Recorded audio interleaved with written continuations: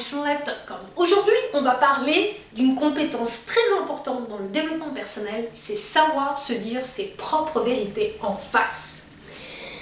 Bien souvent, quand je travaille avec certains de mes clients, pas tous, mais certains, je me rends compte que ces personnes n'ont pas forcément l'habitude de se dire leur propre vérité en face. Pourtant, c'est une compétence extrêmement importante. Pourquoi ? D'abord, parce que vous êtes la seule personne, ça paraît stupide de dire ça, mais vous êtes la personne qui vous connaissez le mieux. Alors, si vous n'êtes pas capable de vous dire des vérités à vous-même, mais imaginez ce que vous allez faire à d'autres personnes qui viendront peut-être et diront « Non mais écoute, là, je pense que tu devrais changer un truc là. » Mais vous allez leur envoyer de l'autre côté de la maison. Vous voyez ce que je veux dire ? Donc, être capable de se dire des vérités à soi-même, c'est très très important. Parce que le seul moyen de vous améliorer, c'est justement en ayant cette capacité d'avoir du recul sur les situations que vous vivez et de vous dissocier émotionnellement de ce qui est en train de se passer pour vous, entre guillemets, critiquer, mais critiquer de manière positive.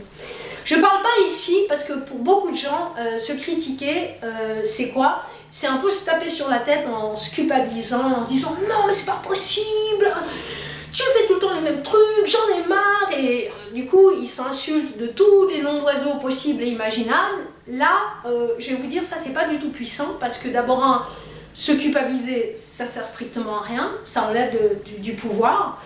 Et puis, au final, on ne cherche pas vraiment à s'améliorer quand on se culpabilise. La critique dont moi je parle, c'est vraiment une critique qui prend du recul et qui est de se dire, ok, on fait tous des erreurs. L'important dans le fond, c'est d'apprendre de ces erreurs. Et c'est vrai que, bon, pour la défense de beaucoup de ces gens, je dirais que une des raisons qui fait que cette compétence de se dire la vérité à soi-même n'est pas forcément promue, c'est parce que dans notre société en général, on ne peut pas vraiment dire que ça soit une compétence qui soit mise en valeur. Par exemple, si on prend, je sais pas moi, les politiciens par exemple, bon, personne ne voterait pour eux s'ils disaient la vérité, c'est vrai. Et pourtant, chaque fois qu'il y a un président pour qui on doit voter, c'est toujours la même salade, il fait plein de promesses, et les gens votent, et puis après les promesses, pouf ! Donc c'est une histoire éternelle, mais ça prouve qu'en réalité, on est quand même assez habitué à ne pas recevoir la vérité en fait. C'est quelque chose d'assez naturel. Ou par exemple, un autre exemple, c'est la publicité.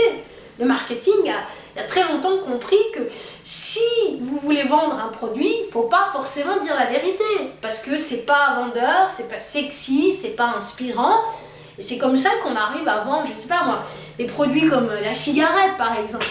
Imaginez que ces gens se sont retrouvés, ces professionnels du marketing se sont retrouvés avec un produit qui coûte cher, aujourd'hui encore il coûte cher, il est mauvais pour la santé, il a un mauvais goût et les gens continuent à acheter. Moi je vois des fois les photos qu'il y a et aujourd'hui on est arrivé à un tel point que même avec la vérité, les gens continuent à acheter. Et moi je vois souvent sur les paquets de cigarettes de ma maman, il y a des photos, mais je me dis mais allô quoi, c'est horrible ces photos.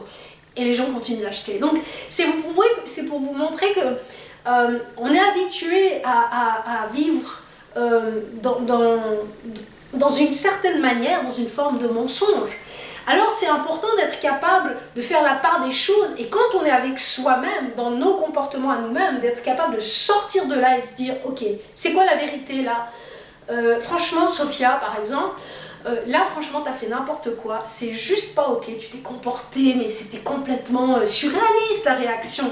D'avoir ce regard critique et bienveillant. Parce que c'est ok, peut-être qu'à un moment donné il y a eu quelque chose qui s'est passé et effectivement j'ai réagi peut-être d'une manière surémotionnelle et c'est ok.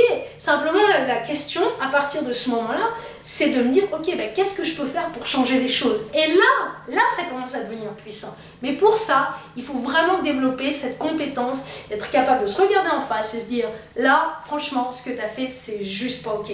Là, tu as vraiment déconné. Alors j'espère que cette vidéo vous a plu, que vous allez utiliser ça dans votre vie. D'ici demain, je vous dis peace, love and light. Bye bye.